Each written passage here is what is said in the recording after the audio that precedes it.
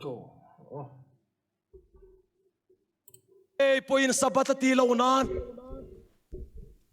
Hey, hallelujah, scripture hi.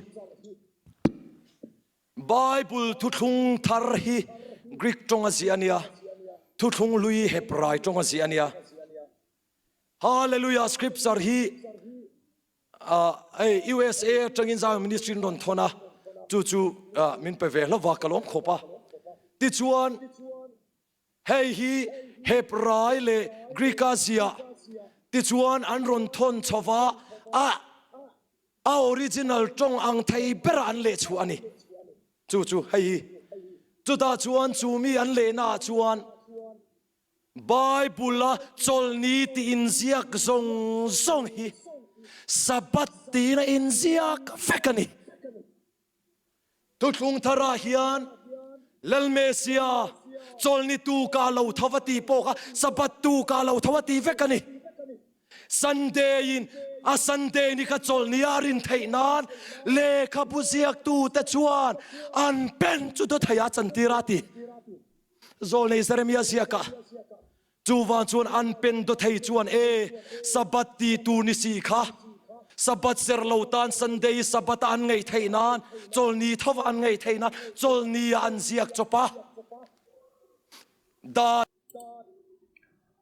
A Bible ron lek chua he ka la mer siat ngai lawa a lar vak lawa ni erin namboka chu wang chuan nang ni punin shakering kering lawa le lin tha soi zinga tel ngai lo renga chan chen hi kan zong ko la article tak mu tur tam lawa YouTube pa video tam tak oma theo la zian le mi thiam tak hebrai thiam Greek thiam ma ka tiang ho non lep se na kha oma Bible version hi le linani lo ani lo mel ka tong kha athu ka tik to na ko sai tum lo da ne ka sai chok le lin ani mel lo ani le lin ani lo han ti mai ka tuma le lin ni na lang lo wa English version than khata tanga an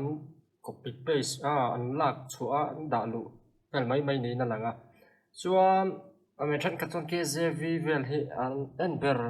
ni in an ring tang hai he hemi po hi ISR an tia Institute for nghe khát làm phùm cỡ kan thầy như rồi Institute for Scripture Research Version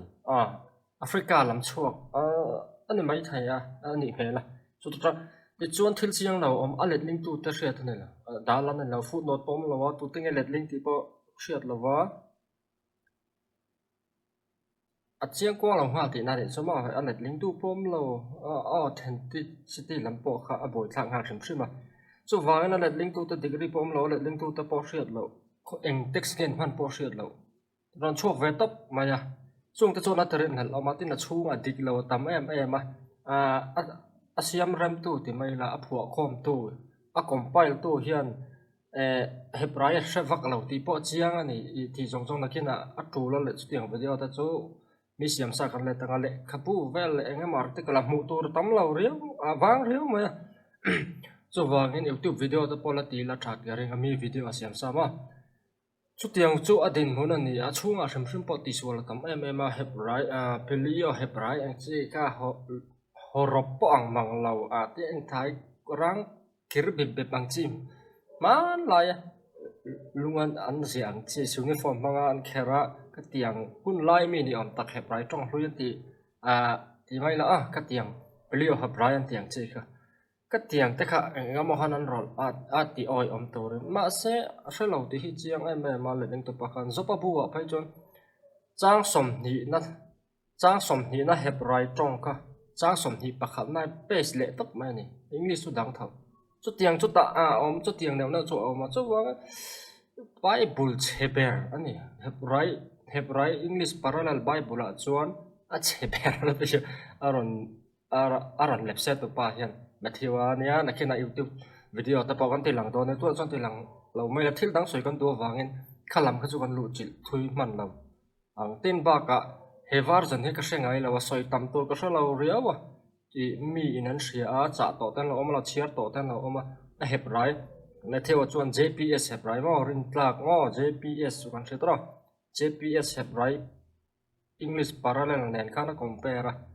a he prai po ka chiar zawa English po ka chiar zawa de adik lo na sat zia te translate ni lo zia eng kim mai ka tin dat link tu po lo eng version nge Greek po ni se eng text nge an be chan tr te nge an be chan a codex Alexandrian text type nge ni a Antioch chate ka ti te emo ko Dead Sea Scrolls kan an mangen tiang eng ma she tu lo rang rang a ron chuak ve top mai ni chu wang chuan chu tiang Bible trò tranh ninh lúc tục thì sắc hằng trộm cái lầu rất chú mi in sum man đủ vàng in anh xiêm anh ấy nó mà đậu bà chút tiền chú NWT thì ai cũng lạc lạc lộ thì đó nè chút tiền chú à kinh à chú anh Bible lệ linh trả anh soi cái gì vì tiền chi thì à thiếu tắm tại NSB mà à cái gì vì cái chú à chỉ là vàng cái việc xem lại cái bộ cái chú à soi gì mà cái là tên là vàng ai à cái gì vì ni lâu lệ linh trả tắc tắc cái vì thì NSB tiền chi tắm tắc mà à khá anh soi chế phải vết thùng bốc xí à chú thì chúng tuan Bible lệ linh chế mà là lệ linh bao nhiêu là Bible chế bер chỉ à hồ bốc à chút tiền chú anh ấy chú tắc chú này rào chia mà trong trai ngay đâu trong trai là bát thiên này mình sang đó đâu khi pa Bible khi là pa em này đi là mình sang đó đâu mình làm này mình phải đó đâu chú này phát xong không tấm tắc kiến hayกันsẽ thiam đâu trong trai chiếm đất lợi chi lệ trong trai lậu nó chi tiêu ông về khi pa Bible cái khi tụt lệ lên nghe khơi trong lậu chuộng nghe Hebrew trong lệ lên tắc tắc cái này em Greek trong lệ lên tắc tắc cái này em thì khơi trong nghe cái gì nào trong trai không mà căn dân hoa căn trong trai đâu này cho nó trả mà sẽ trong trai chán nó mù tùm chi này rèn rèn lắm cho vài căn dân ngó em tụt lệ lên nghe em tin nghe lâu chuột em vàng lệ lên nghe này mà arim plak tắc rất em Hebrew anh em cho này mil view em sẽ lâu này rèn rèn là vậy cho anh thu được tắc anh ấy là soi dễ là Bible chỉ anh khỏi chính pen nó sạch dẹtอย่างchi tên là soi chính pen bờ rồi anh trộm anh lạc tắc lâu tranh ninh bẹt chỉ hùng thùng à chú vàng in hẳn khi Bible là đồn khiên anh ang phát son nghe món gì lệ thì kan và Google dạo sẽ lại em YouTube bắt em kan phát dòng ta sẽ anh đi pon sẽ mấy tuổi nè mà sẽ mà anh pom đủ dòng kha Yahweh Messiah Sabbat thì vậy khá là gì cả anh lo em thùng à thu cả và là cái buổi tiếng đậu kan bumin anh dọc anh mà này chiang rèn chú vàng chuan lâu zong chun zong về ngal ula Bible lak tlak lâu per che per chi anh đi in vấp ngal mà chú tiếng vel chú hồ men mi kan han vua anh ya azia lâu khop in cái gì hem mà chung trang hi asan pa in mi video siam sa kha kan nang rawang chan chú thu Bible chan chin ti vel la mu tu angai lại khabu update deuh kan nei lo wa ngai ka sa lawa các ngày rẽ mà Bible chân chân vậy là soi cả cả ngay là nghe bộ có thể là mà sẽ cho YouTube bắt đấy video tắm tắc mình thiam mình ăn lẹp xe na chúng trang thích tắc ăn soi na một tổ tắm tắc ở mà chúng ta bỏ cho lâu ăn ula thì áo in xem mà anh ăn nghe này thì cả chút tiền về chút thêm lom gì này gì lâu em mà tên thu soi hiện lom em là vậy anh nghe nhàng Bible dikle lâu Bible thapi ka omzia le Sabbat chung changa ni deuh ber in ka ria Sabbat le Sunday ma Sabbat du em Sunday khapa Sunday ser ka pathian dan poi saklo na dan bo che na chuti khati ti zong kha na ngai boka chu ani deuh mai ka ria thu soi hi atlang puin aril ro oma kha soi kwal chia ma politics rong kai ta post le ma zong tu soi ka ria lom chia lawa pher nuaya han khai khom tu rawang viau san chu thu pui bi anei vak lawang pon mai the chu ta chon kan so yang khan apoi mo zol khan la cho kan ti tu na Bible chung cha soi kha ka video ma sa toi te kan soi tu na tlem kan soi le ti chon sabat chung chang tlem kan soi le nga voi thum voi le siam mang ila that ka reng manga chan chu sai dewa siam hian en hi anin ama kan tong ta ngai thak ha thak chi lo ni lấy tốt lịch thiên cái lấy tốt đâu anh em cái rinh rồi cả sẽ chỉ đâu trang tay cái này lại chỉ là buổi thạc phiếu ti chuan tu na posa bat chung chak ploi ma zong soi kan tu ma chu me nu wa kam do to khonga san pai kan ti le tu ra ngai la sabat kha soi phei ta char char maya kha to kan chung vel chu ani bok rim shim ma ten bible version tam tak hi the book of Yau atiang chi ta po khan ya ten orthodox Jewish bible tiang chi te Hebrai tronga pathian ming te le anh amo handa luang chi kha atamani tin version than kha chu thabera soi ta po mai ke javi ta po ni rim shima a chek to kanom ranga vo in thlangin mi in kan bible le len hian Hebrai le Greek kan hai beran ti chuan do tan soi ti hrian nga la thang chu tiang version om san lo ra mi tam takin an khai khina KJV te KJV lo tan an khai khina a heta hian KJV le len hi a fia zok hi that zok hi a Hebrai a tong bul lam po nei zo heta hi chuan NIV hi a that zok hi tiang khan ni thilom dan chuma chu wangin Hebrai nei ber Greek nei bi original nei bi om lo re tina original copy tak phei chu a om lo shem shima in tin nge zia tak po kan thalo ni chu vel chu ani bok wangin film khor tha ateng lam shem shewa hian chu chaloni ta sa ten sabat thi ang tin nge kan soyang o ka tia Bible chang la chhuwa ka kan vuak tir don ni chuan slak tur ta ma thu thum thara tanga tir ko pola le khathara tanga vuak ang tur ti ma chu ai chuan a bul bal lam a bul thum lam ti la eng ang nge ni ti hi she fi ai la chu ta tang chuan ngai dan fel ta kan nei thai ka ring ani la chuan Bible la hai ti hian a zeka chu wangin tiang hian rin tur ni tia kan pot chhuwa kan ni chuan adik tak chuan pot chhuwa kan ti ta zirti na dik lo ti ami zong zong ina kan pu turang chi tam ta kan a hmingin a pol hming soi lol lol lo ila chung ta po chuan kangai chu tiang kangai poimo lo Christian masa tarin dan kangai poimo lo history kangai poimo lo Bible in tin nge zia kangai poimo zo anti vek chu kan tan dan ni a zang bong thulak mai ni te ro she ta thakopanga chu wangin khati zo kam ti chuan in hial na bang thai lo am Bible kha kan in vuak tira kan in hial char mai ama chu ha thak em kan selfie do dan ta la hi in person in in chen lo na sa em boxi a ti chu ai chuan ti hian a bul bal da watang in soi tu mela that arin ama Israel chanchin kan ria Abraham atangin in chana tiang Abraham atangin ani a Isaac lo oma Isaac an Jacob le Esau washinga te chuan Isaac an Jacob le Esau washinga Jacob atangin som pani nam som pani lo chuaka Israel Judah ti tanga Jacob atangin Israel an ni tra kan Israel le Judah ti te lo omta a chung chu pathian din nama adin chop ti na ni chuma an nam history a hian Bible hi an nam history ani a aya than nei la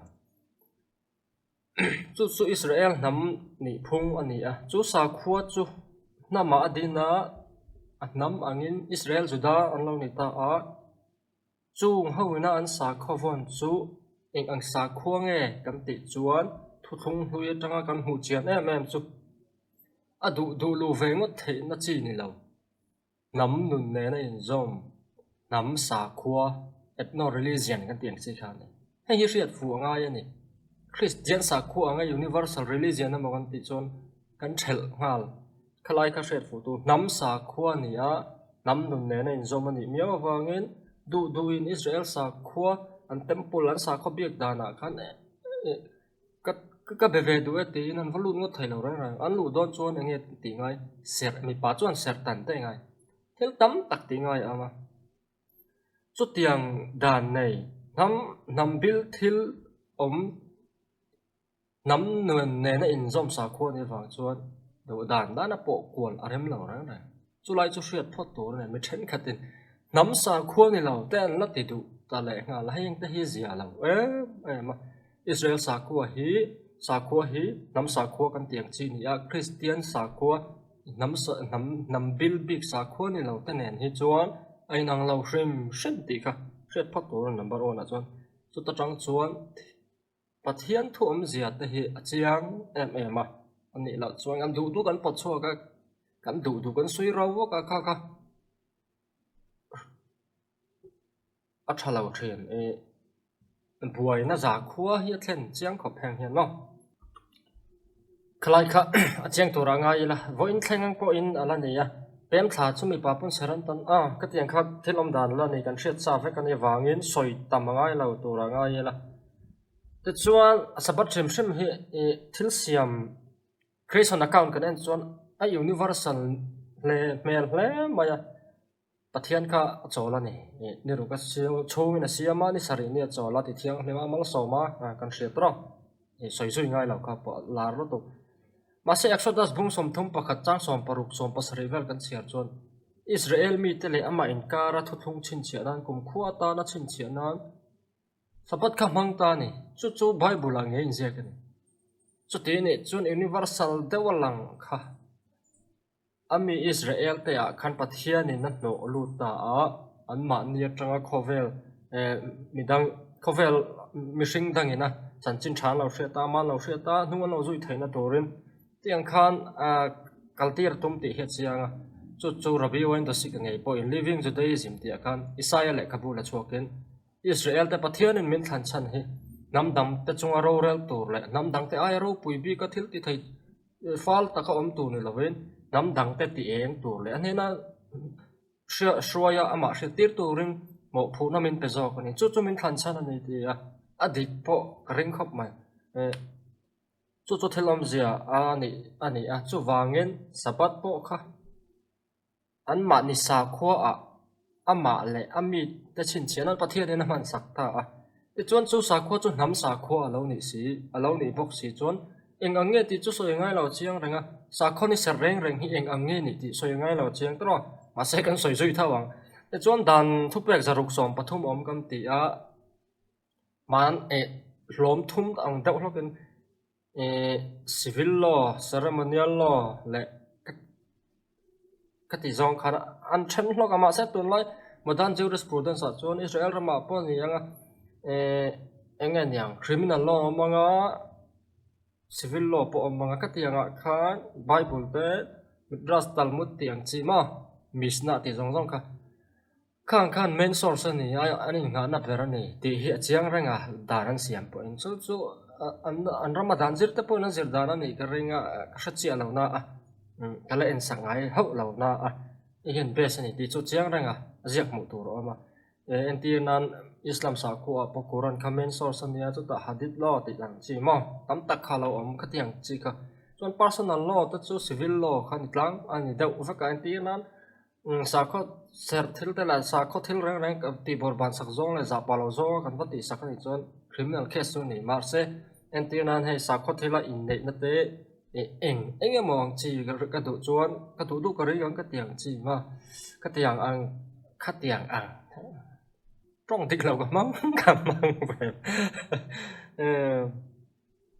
tấm em mà sa có thể lại mình thiếu vui tiếng chỉ mà program sang tập om chỉ na cái tiếng cả civil law hoa mà hiện là luôn ta in the intent tập sa có dan in kan titlang puya hun sa ko tam taka chon mar so mi zo hi kan boi thla ka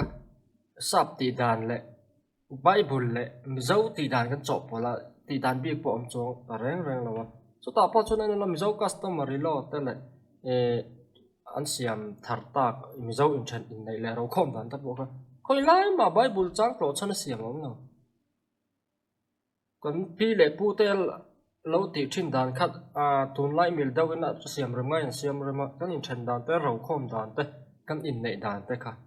ti khan thatakin kan siam mi zo dan kan hanga ma se Israel hau chon khat yang in nei dan in than dan chi khoi tang ngen siam kan ti chu Bible tang in an siam Talmud commentary tang tan an siam chu ni tat ani engi am zia kan ti chuan he Bible chunga hian Israel te tan hian cái nhìn Bible kan ti sát liang ngot hin lo an nam history ni ya chiang tro an customary law ten chiang lu tu kam zo kon customary law kon ya nam dan big nam thil big kha tam takom chulai chu riat fu angai em chu tiang ni na mi nam dan copy kha ni tu na a za vai copy le chong si lo du ban le thau bok si om zia hi om lo reng ani ti ta hi sẽ ta chắc khóc mà anh đàn zaruk som pathum po ka anh giờ vai soi thấy bọn này nó thì cái này anh chân sang civil này tiếng chỉ ceremonial thì chuan ceremonial là chuan cút ni vàng kha ni ser ang chi ta này chút ông giật chuan sa con ni ser reng reng hi ser lại sáng đàn vết cái này sa con ni ser chậu bọn này là win hay cái này khô mà cần thiếu tiếng chỉ giống giống hun ser ta bọn mà đó mi zo sa khu bọn này thôi á vọc pasut khác tên ta là mà ảnh bọn này sẽ là chúng họ bao chọn sát sát tên đã sang thiêng lâu khởi thiêng lâu cái tiếng chỉ cái Israel là bao chút thì bốc chú này ăn sa khu nó đã nó vào nghiến vọc còn ấy thiêng lâu sát tên nó mà này chú sát lại sáng đàn này vọc ấy lâu bộ không mà rõ chú bản thể chuông lâu ta bọn ông nhà mấy thế chú dễ chú thấy ông gì anh này chú còn sát phụ chú ông lâu va sabat kan la vong fuck rồi ta hey po sabat đi char chú thấy ông gì anh này so wangin atira tangin sabat hi ani phung le pathian in Israel te anor lu tak dan le nam sa khwan ni na zona tang te hian eng te kong zong ma in sa kho pakhat ni ser hi sa kho dang tan eng ma ni lo pathian thu po thing lo ti kan soi ta ila anal tuk mai thaya ma se chu kai ka mu dan dik tak ani achan chu sa kho pakhat tan chuan apetu ne na ikara chuan a hlulu to kang ma se mi dang nam dang ten lo om ve si chuan pathian in a thut lo an nam dana nga in nei turin ti lo sertan ve kher tur pon ti lo kalhen kun mang ve zel turin ti lo purim kun mang zel tur pon ti lo bok te kut te phut lo tu ma eng wa nge kha kha ne nan man an mang ang chu an pi le pu te ten an lo mang thrin an ham history ni triệt rèn tu thil tam tak thil poi mo lu to kan hilam lam chu lai tak chu dang lam na ne chu wange sabat ti ang chi te eile in thu la te ku ni wang thla te ceremonial law vek serle sang dan ania sa kho pakhat thil serani islama chon friday te pon lo ngai lu thela sa kho dang chon ni dang te pon ne chu thil ni dan ni wange chu mi sa khoni ser ka kan tan hian asa khomi ni velem lo anam po ni velem lo tan engman ni lo Israelin chuti taka sabatan ngai poi mo wa an che vela tu man sabatan ngai poi mo pui chuang lo athul lo an ngai poi mo lo wa pathian ne na shem ma teu lo mai enge shem lo cha ni tin kan ti so in rin ni tinin kho Israel che vela mi cha ka an ser lo wa sum do na thil ta ha tho ta hur so la nan in tha nan an tin ti lo mà sẽ xem ngay cho ngắm ở tiểu lòng mà sao bắt anh bộ chơi về lâu rất là lòng anh vàng mò xét tu ra bẹt như vậy hết là cho lại chút thiên long dẻo dọc anh ấy tí các xét tu ra nhỉ chút tiếng ở tra cần mà làm phụ anh ấy chuông bát thiên thủ hi akal duy mà yang Bible này thì vàng ở tu bỏ chuột chín đây thôi là nắm đàn ôm nắm sa khoa này chung lại chú ai uar soi đàn cái đủ lắm mà sẽ cái soi thiềm đàn to con thì bốc xe chuan minute som ni lo ni ta kan du tok do nanga tun video cha ka so yang khan an criminal law ta pon yang an civil law ta po in du chuan lo zong chin u la in huma yang an in khan chu bible talmud ti vel khan ni thau i ani don chiang ani ti po ka sia ma se a ba an law tak chok la chia chong lo khatiang khathil om zia ni a eng wangin ngen man mi zawi ne nga ti nge customary law bible kan man ve la nge ti ngen ni nan man bi khá ringot bộ khát chiang tro chu wangin thil hi kan shafu lo na sa te hi ria ta sta tak chuan kan bible kan thlir dan hi thak agai i mi zong i suwa krista i mi zong so ma oma aron sa huka aron universalize chu thu dang ani sa Israel sa kho chu khatiang khan ni reng lo nam sa ko nam nu ne ne zong ani wangin adana dang hlak te hi soi du ani kalai khati ching khani sela fi alo la engem om chuan ron soi ula comment ate video kan siam le huna ai fi azok la kim changjok ta po soi zal kan tum don ne e du tok photang ton tan cho no